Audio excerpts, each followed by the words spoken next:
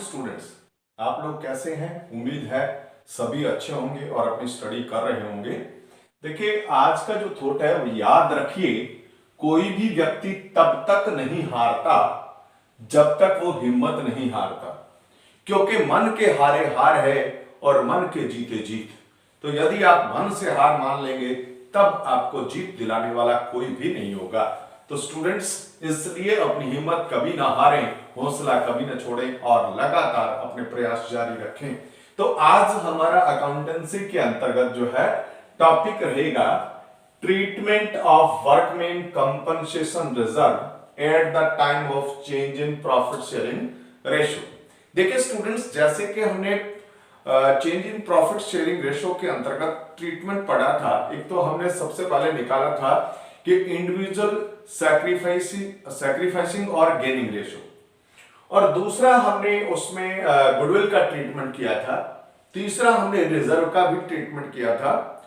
आज हम इसमें देखेंगे वर्क्समैन कंपनसेशन रिजर्व। देखिए, वर्क्समैन कंपनसेशन रिजर्व यानी कर्मचारी क्षतिपूर्ति कोष, ये देखिए क्यों बनाया क्यों जाता है। ये प्रॉफिट से बनाया जाता है, यानी जो आपके प्रॉफिट्स होते हैं उनको ट्रांसफर करके ये आपका वर्क्समैन कंपनसेशन रिजर्व बनाया जाता है। और इसलिए बनाया जाता है कि ताकि कभी अगर किसी कर्मचारी की किसी जो वर्क्समैन है उसका कोई भी कंपनसेशन होता है, कोई भी नुकसान होता है, तो उसकी भरपाई इससे कर दी जाए।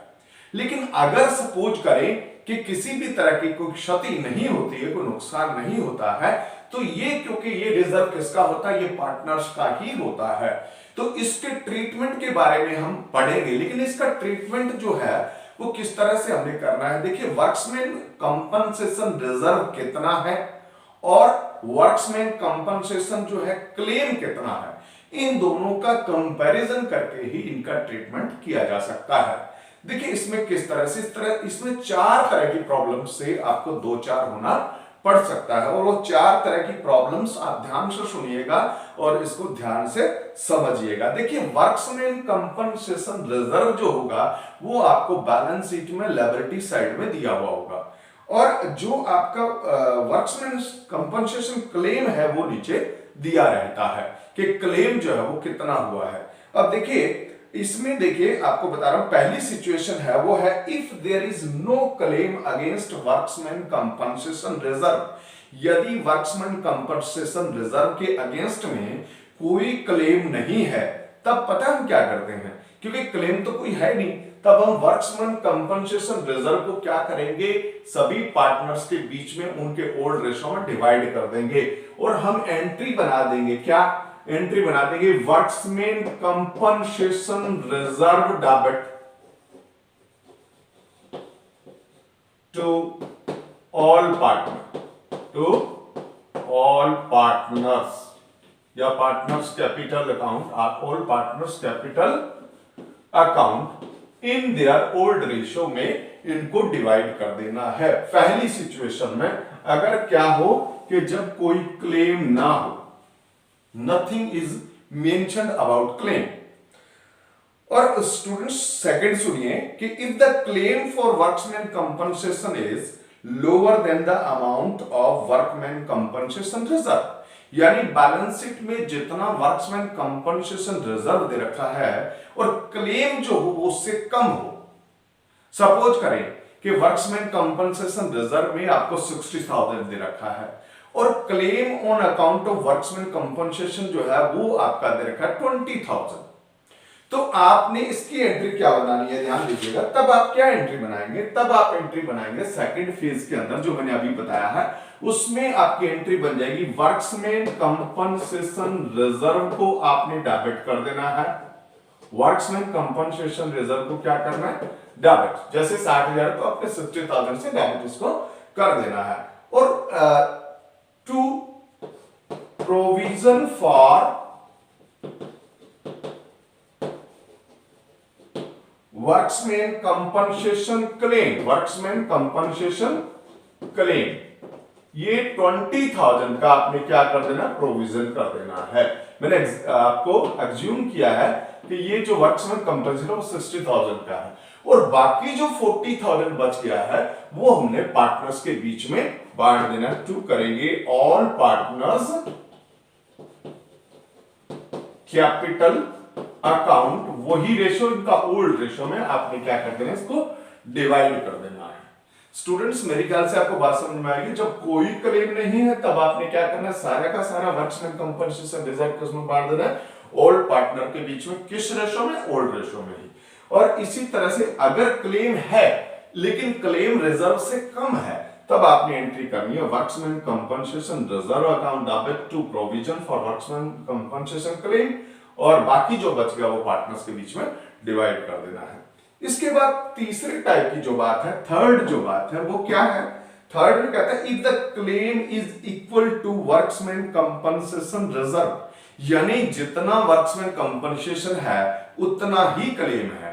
सपोज करें कि 60,000 ही वर्कमैन कंपनसेशन रिजर्व पड़ा है और नीचे उतना ही क्लेम दे रखा है, तब आपने सिंपल सा है, तब आपने क्या एंट्री करना है, तब आपने एंट्री करना है वर्कमैन कंपनसेशन रिजर्व डेबिट। देखिएगा वर्कमैन कंपनसेशन रिजर्व डेबिट कितना, 60,000, और टू हमारे यहां कर देना provision for workman compensation claim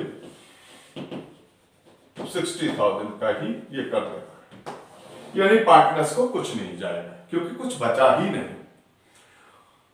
तो स्टूडेंट्स ये बात भी आपको समझ में आ गई। अब है फोर्थ टाइप, कहते हैं if the claim is more than the amount of workman compensation reserve, यदि क्लेम क्या हो, वो ज्यादा हो, किससे ज्यादा हो, वर्कमैन कंपनसेशन रिजर्व से ज्यादा हो। जैसे आपका वर्कमैन कंपनसेशन तो है 60,000 रुपया, वर्कमैन कंपनसेशन रिजर्व कितना है 60,000, जबकि ये कह रहा है कि क्लेम 80,000 का है, तब हम क्या एंट्री करेंगे, तब हमने एंट्री बनाना है workman compensation reserve account debit, देखिए कितना 60,000, और क्योंकि क्लेम ज्यादा है तब आपने किसको डेबिट करना है, यहां रीवैल्यूएशन को डेबिट करना है, रीवैल्यूएशन अकाउंट डेबिट, क्योंकि लायबिलिटी आपकी बढ़ गई है तो वो जो बढ़ी हुई लायबिलिटी है वो रीवैल्यूएशन से चार्ज कर लेनी है 20,000, और टू आपने कर देना है क्या, provision for workman compensation claim कितना 80,000, ये देखिए 80,000, और ये जो 20,000 रीवैल्यूएशन डेबिट हुआ है ये रीवैल्यूएशन का लॉस है, ये किस में डिवाइड कर देंगे आप, पार्टनर्स के बीच में डिवाइड कर देंगे। इसमें दो एंट्री बनेगी, ये पार्टनर्स के बीच में डिवाइड कर देंगे। आपने एंट्री करना all partners capital account debit to revaluation, ये किस रेशो में आपने बांट देना है, ये इनके ओल्ड रेशो में ही सभी पार्टनर्स को बांट देना है। देखिए आपने देखा होगा, और इस तरह से आपने क्या करना है, ट्रीटमेंट करना है। ठीक है, अब मैं आपको इसी से संबंधित एक क्वेश्चन बता रहा हूं। देखिए इलस्ट्रेशन नंबर 26 है मेरे पास, इसमें लिखता है कि P Q and R sharing profits and losses in the ratio of 3:1, decide to share future profits and losses in the ratio of 4:2, यानी यहां पर देखिए इनका ओल्ड रेशियो 3:1 और न्यू रेशियो है 4:2 with effect from 1st April 2017. Following is an extract of their balance sheet as at 31st March 2017. अब देखिए balance sheet में क्या दे रखा है, बैलेंस शीट में लिखा है वर्कमैन कंपनसेशन रिजर्व कितना है 60,000 है, और इसने लिखा है कि show the accounting treatment under the following alternative cases, वही केसेस है सेम उसी तरह से। कहता है case 1 if there is no other information, कोई इंफॉर्मेशन नहीं है, इसका मतलब कोई क्लेम है ही नहीं, तब आपने यही वाली एंट्री करनी है वर्कमैन कंपनसेशन रिजर्व डेबिट 60,000 रुपए से, और टू हमने करना है P's capital Q's capital to R's capital, और किस रेशो में 3:1 में, पी को 30,000 से Q को 20,000 से और R को आपने 10,000 से क्रेडिट कर देना है। इस तरह से आपका फर्स्ट जो केस है उसमें एंट्री हो जाएगी। उसके बाद सेकंड केस इसने लिखा है, if a claim on account of workman compensation is estimated eight ₹24,000, यानी आपका क्लेम क्या है, कम है, किससे, रिजर्व से, तब आप सेकंड में आएंगे।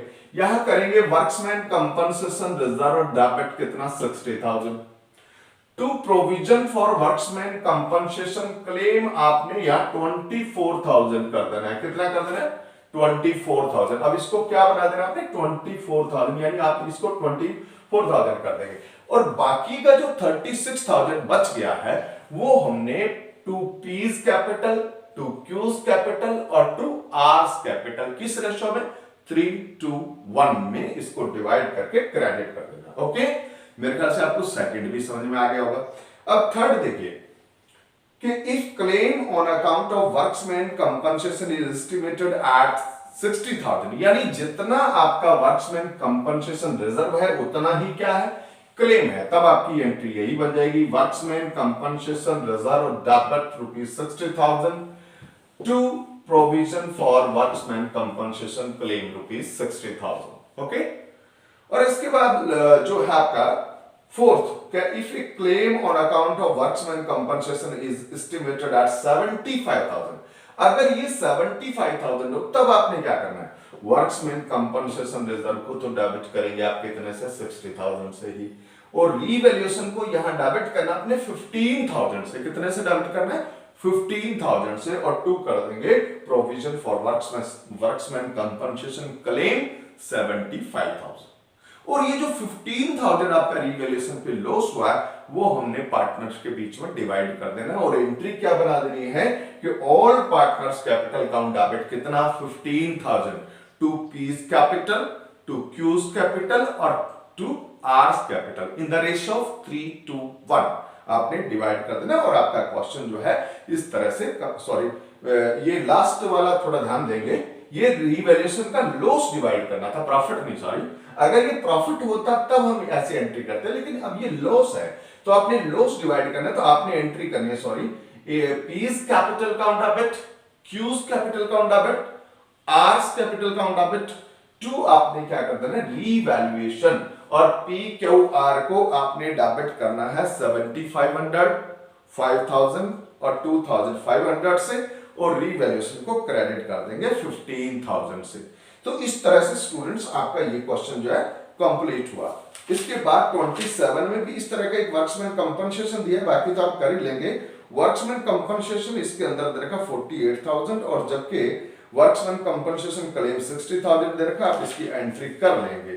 तो स्टूडेंट्स आपने 2 सम्स करने हैं, आपका जो 26 है और 27, जितने ये वर्कमैन कंपनसेशन रिजर्व से संबंधित क्वेश्चन है वो आप करेंगे, ठीक है। Okay, bye.